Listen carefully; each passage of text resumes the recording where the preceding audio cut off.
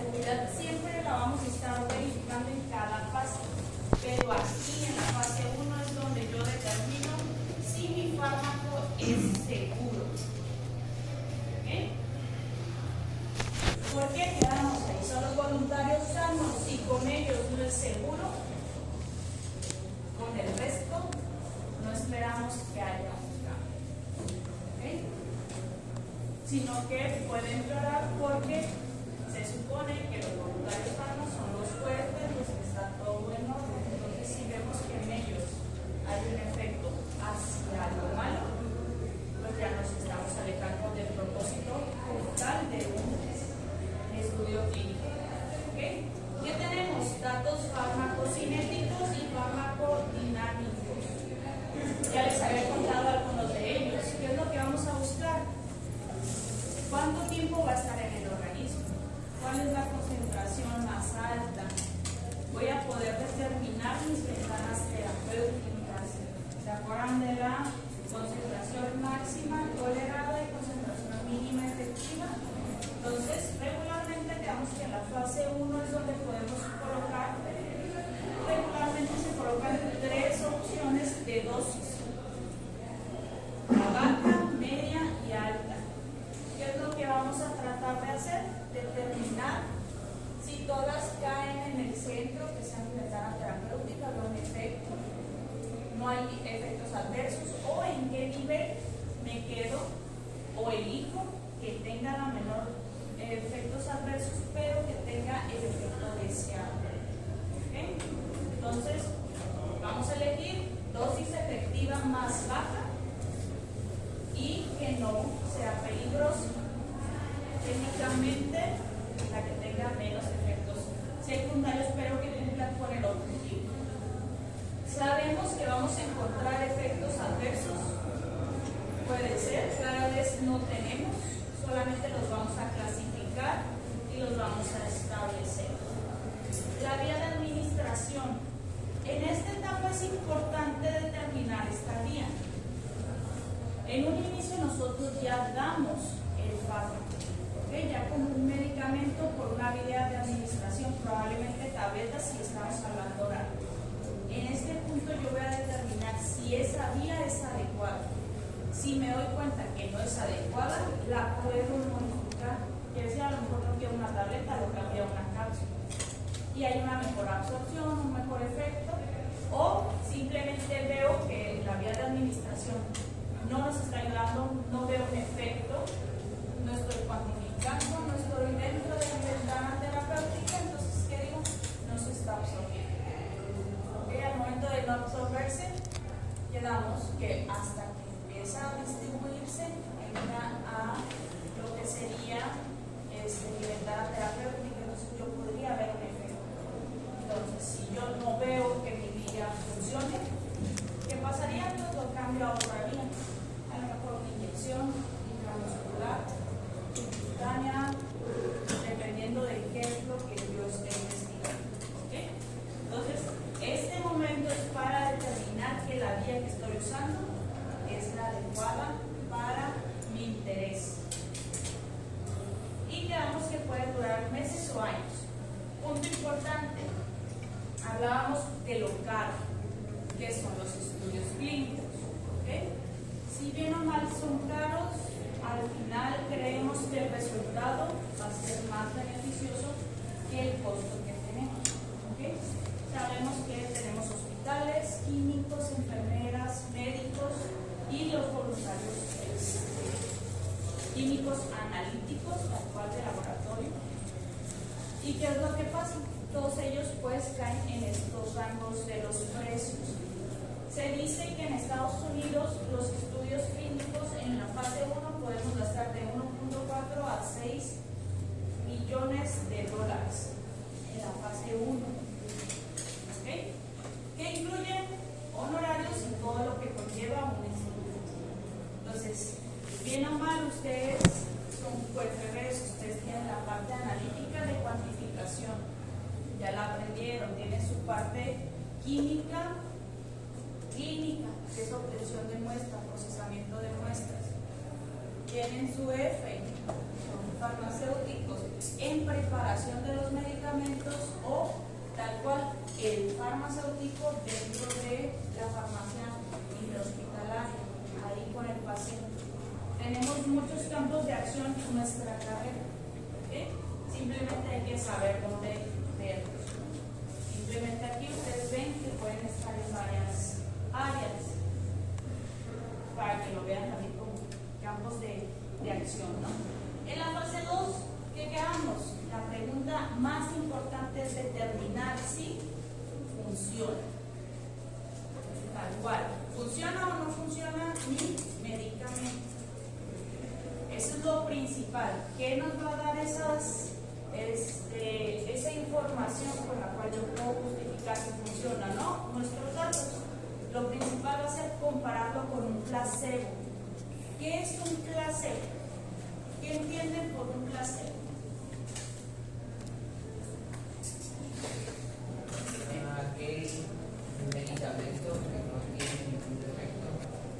Un medicamento que no tiene un efecto.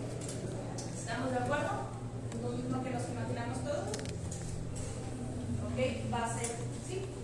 No, más allá, cuando está el defecto, sí se le dice lo que se supone que es un defecto. O sea, no se excluyen de ese medicamento. Ok, punto muy importante. En esta sección, como ya estábamos tratando con, ahora sí, enfermos que van a tener esa enfermedad para la cual va nuestro estudio, ¿cuáles son los factores importantes?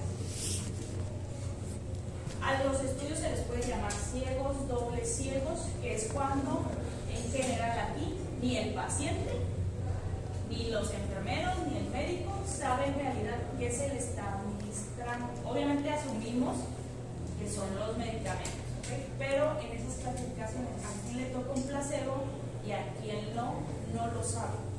Ni el paciente, ni el que lo está administrando. ¿Por qué? Porque podemos influir, a lo mejor no queriendo, pero podemos influir en los resultados.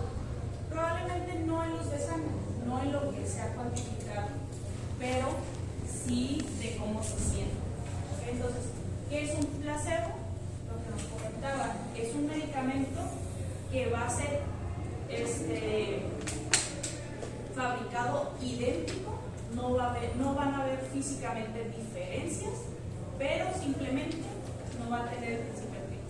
Si estamos hablando de una tableta, los dos tienen los mismos excipientes o aditivos, pero uno tiene el fármaco y el otro no. Y lo vemos igualito. ¿Y qué pasa? Se lo van a tomar igual, se van a hacer las mismas muestras. Entonces, cuando nosotros entramos en una fase 2 o 3, tenemos ese tipo de acciones que es, en realidad no saben si te toca o no te toca el principio activo. Recuerden que su mente es muy poderosa. Queramos o no, nosotros con la mente podemos hacer, aunque no lo queramos ver así, nosotros con la mente podemos hacer sentirnos mejor o estar empeorado. ¿Ok? En ocasiones, ¿cómo pasa? Nosotros podemos verlo en la fase de las vacunas. A ustedes les decía, se puede sentir, les puede doler la cabeza, les puede dar vómitos, náuseas, y algunos les dieron, a otros no. No sabemos si a todos sean tal cual físicos o por el nerviosismo los asumieron y empezaron con los problemas, ¿no? Entonces, siempre recuerden que en las enfermedades la mente sí les ayuda o les perjudica. Entonces, siempre dicen más que nada cuando son enfermedades normales, padecimientos como cáncer que no tienen cura en este momento, o te levantan o te tumban más rápido. Hay que depender de la mentalidad que tenga el paciente. Entonces, es muy importante corroborarlo, no estar constantemente nada más con el puro medicamento, porque no tendríamos un control básico con quien comparar. Como les menciono, lo que es lo clínico, lo que ustedes pueden cuantificar, pues no va a haber manera de que les digan, sí, me siento mejor, aunque no tenga medicamentos. Ustedes dicen, no, o sea, te estás sintiendo mejor por un efecto placebo y no necesariamente por el medicamento. ¿Okay? Entonces es importante siempre tener estas acciones. Los datos complementarios gobernanza. Como les comentaba, seguridad siempre va a estar. Ahora, ¿por qué la tenemos en la segunda también? Porque en la primera veíamos, sí es seguro, pero ahora es seguro para el que tiene la enfermedad. O sea, que con él no se compliquen las cosas simplemente por la enfermedad o que sus acciones, sus efectos adversos no sean más graves o más comúnmente utilizados. Y nos dice que va de 7 a 19 millones de dólares lo que yo puedo gastar. ¿Ok? Vamos avanzando. ¿Por qué más caro? Más personas, más muestras, más tiempo, más de todo. ¿Ok? En la fase 3 es más eficaz a lo que ya tenemos. Regularmente ya son pacientes que vamos con esa enfermedad, con otras que pueden ser comúnmente atribuidas a ese mismo hallazgo. Entonces, si yo ya tengo un tratamiento, es mejor, y si no, le estoy ayudando al paciente o lo estoy empeorando. ¿Okay? Y aquí pues nada más confirmamos los hallazgos y comparamos con tratamientos actuales. La comparación con los tratamientos actuales, si existen, no vamos a gastar nosotros en reclutar a un grupo y administrar el medicamento que ya está a la venta, sino que nuestros datos los vamos a comparar con los datos de estudios reportados de ese medicamento. ¿Okay? Va a ser, yo hago mi estudio tal cual en fase 3 y me comparo en datos reales contra lo que ya existe. ¿Okay? No gastamos en esta comparación con más pacientes. Ahí estamos. Si no existiera un fármaco similar, pues no nos comparamos con nadie, simplemente nos quedamos con lo que nosotros estamos marcando. ¿Por qué es importante la comparación? Porque con esto yo voy a poder justificar ante FDA, ante el COFEPRIS, que mi fármaco sí me va a ayudar, sí va a ser mejor. ¿Ok? Y nos puede llevar de 11 hasta 50 millones de dólares, todo depende ¿de qué creen que dependa? Los rangos, si yo les digo, la fase 3 de 11 hasta 50 millones de dólares yo me puedo gastar. El personal utilizado para atender a todos. ¿El personal en qué sentido? Cada uno algo de sus salarios, pero en números, a lo mejor yo, si en 11 millones yo gasto en 5 químicos o gasto en 20 químicos, eso no pasaría bien. una fracción de todo eso. Ok. ¿Quién más? ¿Tiene algún video se le puede ocurrir algo? Yo siento que como va a ser una población más diversa, pues ya no se va a enfocar en, digamos, donde se centra el estudio, ya va a ser como por ejemplo en otros países o... Ok, puede ser en diferentes estados, yo juntar de diferentes secciones y al final junto a los resultados de los voluntarios, siempre puede aplicar. ¿Qué otra cosa? Podría ser el tiempo de recuperación, que es en la fase de una a comparación de la fase 1 y la fase 2, sí, puede estar involucrado el tiempo, pero también el tiempo de qué depende, de qué tan rápido pueda conseguir a los voluntarios. ¿Sí? ¿Qué otra cosa se les puede ocurrir? Ya no se nos ocurre otra. Principalmente los costos varían, esto es en Estados Unidos, ¿okay? Varían dependiendo de la naturaleza del fármaco, hacia qué especialidad vamos a ir. Como saben, las especialidades pueden ser hematología, puede ser cardio, puede ser neuro. Dependiendo de la complejidad hacia qué tipo de estudio vamos a hacer, son los costos que nos va a generar los estudios y los especialistas. ¿Okay? Qué tan complejo sea analizarlos, eso va a subir el número. Aparte de que en cada una de las etapas pues sabemos que aumenta el número de pacientes y por lo tanto el trabajo en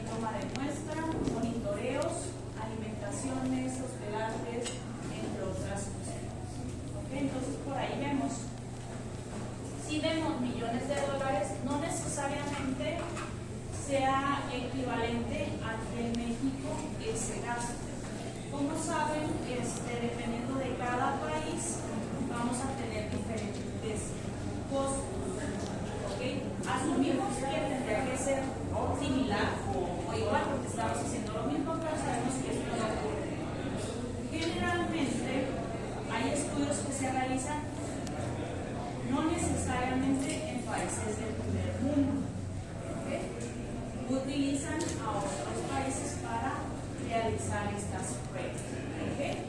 Bien o mal, aquí en Tijuana se realizan estudios clínicos, pero generalmente son estudios clínicos de Estados Unidos que vienen, reclutan voluntarios aquí, hacen las tomas aquí y se mandan las muestras. ¿Okay? ¿Por qué? El hospital, la mano de obra, los médicos puede ser un poco más económico que aquí a un lado. Que lo vemos también cuando pasa con los medicamentos. Les ha tocado ver que bien o mal tenemos un boom de lo que llaman turismo médico a Tijuana, Mexicali, todas las garitas, principalmente odontología.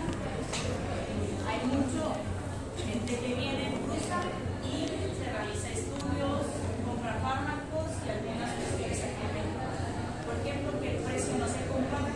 La calidad puede ser la misma, pero el precio no es comparable. ¿Dudas, preguntas? Y por último, nada más tenemos a la observación, que es la fase de farmacocinética, y evaluamos cuestiones a largo plazo. ¿Okay? Quedamos que un estudio son cortos, estadías cortas. A largo plazo significa años de estarlo consumiendo o de que esté en el mercado. ¿Okay? Nosotros podríamos ver que un efecto podría ser disminución o algún daño en un riñón, pero no lo vamos a ver con un estudio clínico.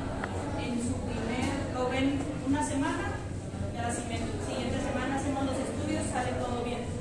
Probablemente en años se logre identificar que pueda causar un efecto. Por eso siempre va a ser a largo plazo.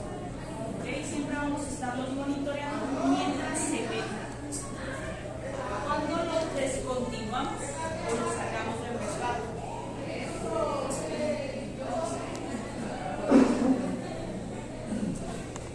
Chicos, ahí está.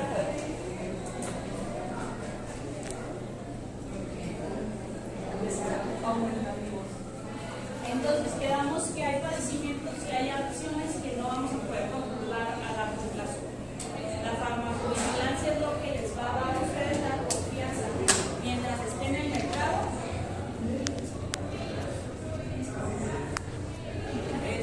Mientras estén en el mercado, pues asumimos que es confiable. ¿Okay? Lo podemos retirar del mercado en el momento que se junte la evidencia para decir que ya no está siendo beneficioso. ¿Okay? O sale del mercado cuando llega alguien mejor y la industria dice ya no me conviene comercializar. ¿Okay? Es cuando llega a salir del mercado. No necesariamente por la competencia. Puede haber competencia, pero y ambos están como seguir vendiendo.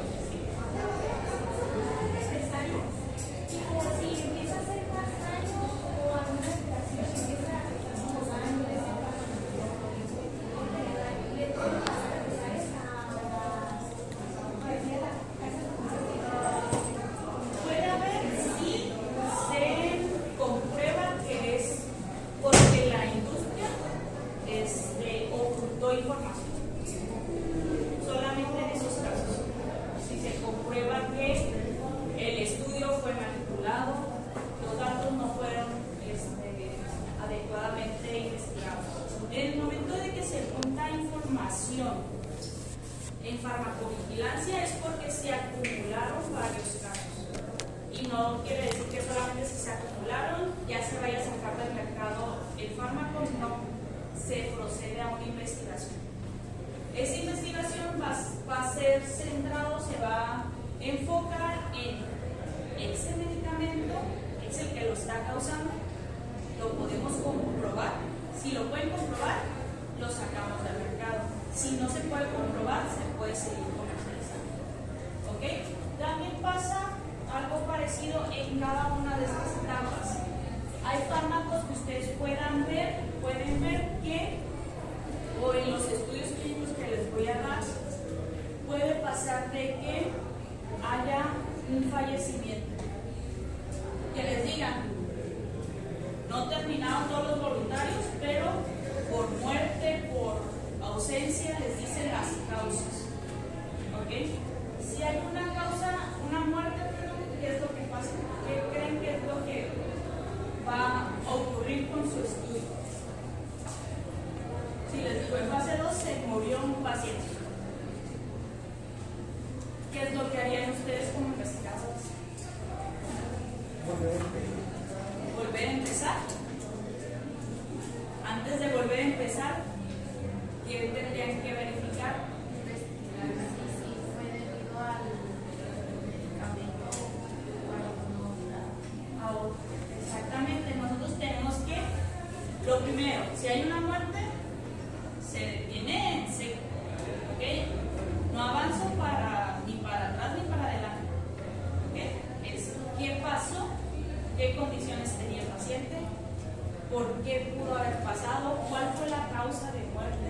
En ocasiones se pueden decir en el mismo estudio, murió por un accidente automovilístico. No tiene nada que ver.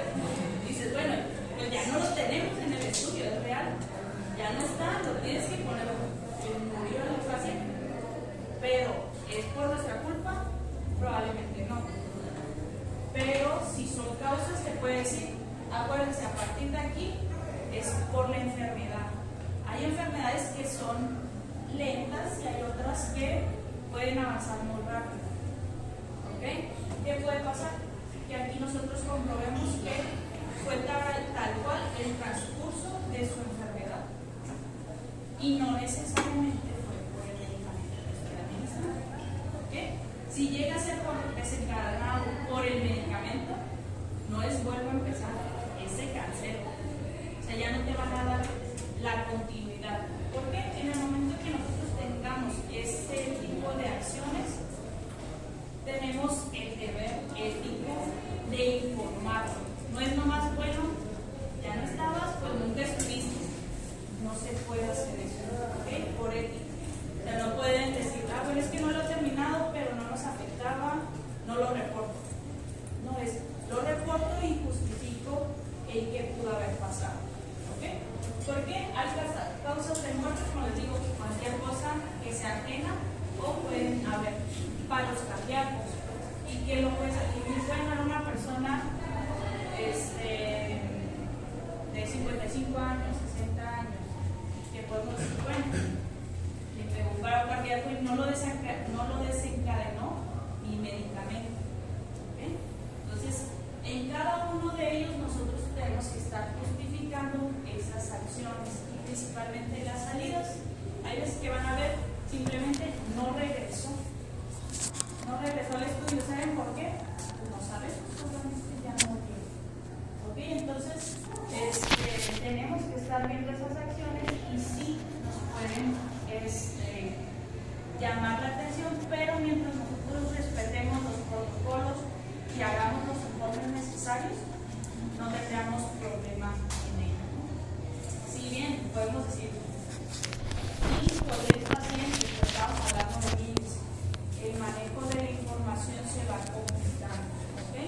Entonces siempre va a ser importante que nosotros mantengamos firmes los ideales de sus investigaciones y con ello podamos dar seguimiento. ¿Okay? ¿Dudas, preguntas respecto a? Ok, con esto terminaríamos. Bueno, prácticamente estamos ya por terminar lo que son los estudios clínicos. Al final, ¿qué es lo que tenemos que responder nosotros para que nos puedan dar o tener la seguridad de dar los medicamentos? ¿Funciona en personas el nuevo tratamiento propuesto? ¿Van a decir sí o no? ¿Es mejor que los que ya se tienen actualmente? Puede que haya alguien con quien compararnos, o si no lo hay, yo digo, pues sí, soy mejor. Es igual de eficaz y causa menos efectos secundarios secundarios si me estoy comparando. ¿Por qué? Porque yo tengo que justificar que soy mejor. A lo mejor tengo el mismo efecto, pero causa menos efectos. Entonces, técnicamente subo un escalón que brille esta. Y funcionan algunas personas que no responden a los tratamientos actuales. Hay varias enfermedades que ustedes saben o que pueden tratar con diferentes medicamentos un mismo padecimiento. Ejemplos, para el dolor, ¿qué toman para el dolor? Paracetamol, ¿qué más? Puede ser aspirina, ketorolac, ¿qué más? Naproxeno, tramadol, nos vamos más fuertes. Son medicamentos que técnicamente son para el dolor, ¿ok? Pero cada uno va a tener su efecto.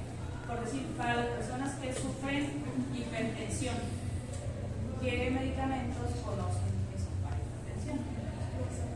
Losartán,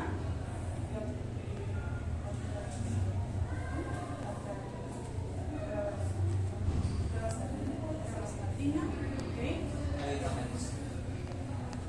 Para hipertensión. Propranolol, dalbetalol, verapamil, son medicamentos para padecimientos cardíacos, ¿ok?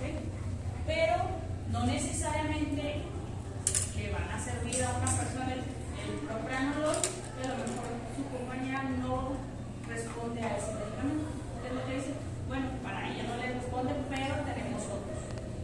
A eso nos referimos con los nuevos medicamentos. Mientras apoyen a personas que no respondan adecuadamente a una terapia, siempre vamos a buscar que toda la población pueda tener una solución o mínimo un apoyo. ¿Es seguro? La seguridad siempre la vamos a estar buscando y lo vemos hasta la farmacovigilancia. Es la seguridad de los pacientes lo que evaluamos. ¿Ok? Vamos a aprender a calcular el índice de seguridad, sí, y cómo lo vamos a ir clasificando los medicamentos de seguros y cuáles no son tan seguros. Pero al momento de estar comercializando es porque no hay nada más seguro que esto, aunque los veamos como una seguridad baja. ¿Okay? Cuando tenemos fármacos que no son tan seguros, lo que pasa es que se vuelven más controlados o solamente te los puedes estar administrando mientras tengas un monitoreo muy cercano con los médicos.